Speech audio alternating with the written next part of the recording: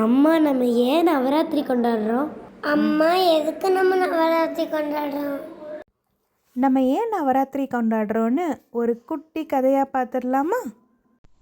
அந்த காலத்தில் மகிஷாசுரன்னு ஒரு அசுரன் வாழ்ந்துட்டு இருந்தான். அவன் பிரம்மர்கிட்ட ஒரு வரம் வாங்கியிருந்தான். தான் யார் கண்ணிலும் படாத ஒரு பெண்ணால் மட்டுமே அழிய வேண்டும்னு ஒரு வரம் வாங்கியிருந்தான். அதனால் அவன் என்ன கொடுமை பண்ணாலும், அவன் என்ன தவறு பண்ணாலும் அவனை எந்த ஒரு தேவர்களாலோ முனிவர்களாலோ இல்லை தெய்வங்களாலேயோ அவனை அழிக்கவே முடியல. ஒரு பெண்ணால் தன்னை எப்படி அழிக்க முடியும்னு அவன் ரொம்ப ஆணவத்தோடு வாழ்ந்துட்டு இருந்தான். அப்போதான் மும்மூர்த்திகளான சிவன், பிரம்மா, திருமால் 3 பேரும் சேர்ந்து ஒரு முடிவு பண்ணாங்க. இவனை அழிக்கிறதுக்காகவே தங்களுடைய சக்தியெல்லாம் கொண்டு ஒரு பெண்ணை உருவாக்குனாங்க. அந்த பெண்கிட்ட சிவனோட திரிசூலமும், பெருமாளோட சுதர்சன சக்கரமும், பிரம்மாவோட கமண்டலமும் சேர்ந்து ஒரு சக்தியாக இருந்தது. அவங்க தான் மகாதுர்கா தேவி. இப்படி மும்மூர்த்திகளாலேயும் உருவாக்கப்பட்டவங்க மகிஷாசுரன் அழிக்கிறதுக்காக புறப்பட்டாங்க.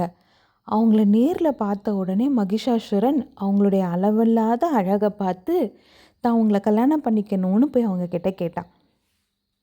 அதுக்கு தேவி, நீ என் கூட போரிட்டு வெற்றி பெற்றா நான் உன்னை கல்யாணம் பண்ணிக்கிறேன்னு சொன்னாங்க. அவங்க சொன்ன அடுத்த கணமே அவங்க 2 பேருக்குள்ள மிகப்பெரிய போர் உருவானது. போரோட 10ஆம் நாள் தேவி மகிஷாசுரனுடைய தலையை கொய்து அவங்க மகிஷாசுரவர்த்தினி என்று பேரும் பெற்றாங்க. இப்படி போர் நடந்த 9 நாட்களின் அடையாளமாக தான் நம்ம நவராத்திரியை 9 நாள் கொண்டாடுறோம். இந்த 9 நாட்களும் நம்ம 9 படிக்கட்டுகளில் கொலு வச்சு அந்த நவராத்திரி பூஜையை நம்ம செய்கிறோம். நவராத்திரியோட 9 நாளும் நம்ம தேவியோட ஒவ்வொரு ரூபத்தை வழிபடுறோம். இதில் 1ஆம் நாள் நம்ம சைலபுத்திரின்ற தேவியை வழிபடுறோம். 2ஆம் நாள் பிரம்மச்சாரிணி, 3ஆம் நாள் சந்திரகந்தா, 4ஆம் நாள் குஷ்மந்தா, 5ஆம் நாள் ஸ்கந்தமாதா, 6ஆம் நாள் காத்தியாயனி, 7ஆம் நாள் காலராத்திரி, 8ஆம் நாள் மகாகௌரி, 9ஆம் நாள் சித்திதாத்ரி.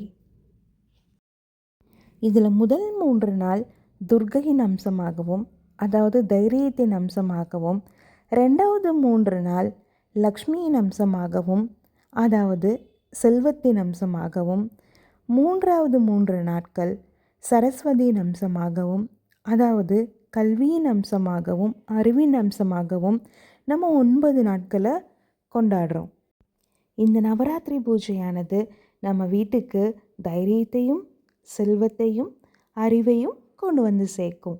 அதனால தான் நம்ம நவராத்திரி கொண்டாடுறோம். இப்போ புரிஞ்சுதா? வாங்க கொண்டாடலாம். புரிஞ்சிச்சம்மா.